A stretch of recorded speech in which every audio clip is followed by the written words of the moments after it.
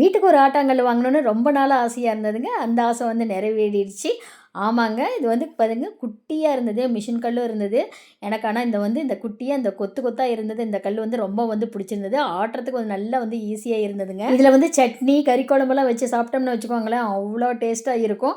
ஆனா அதுக்கு முன்னாடி சீசனிங் பண்ணணும் இல்லைங்களா? அதனால வந்து நான் 2 டம்ளர் வந்து ரேஷன் அரிசி வந்து ஊற வச்சு வச்சுட்டேன். ஃபர்ஸ்ட்டு 1 டம்ளர் அரிசிய போட்டு நல்லா வந்து ஆட்டி எடுத்தாச்சுங்க.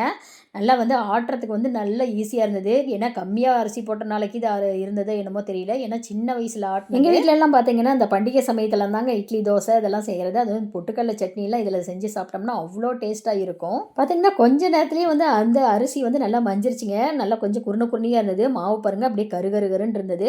ஏன்னா, இந்த ஆட்டாங்கல்ல இருக்கிற அழுக்கெல்லாம் வந்து இந்த மாவுலயே அப்படியே வந்துருச்சு. ஆட்ட ஆட்ட ஈஸியா இருந்ததுங்களா, சரி இன்னும் கொஞ்சம் நேரம் ஆட்டிடலாம் அப்படின்னு சொல்லிட்டு நல்லா ஆட்டிட்டுங்க.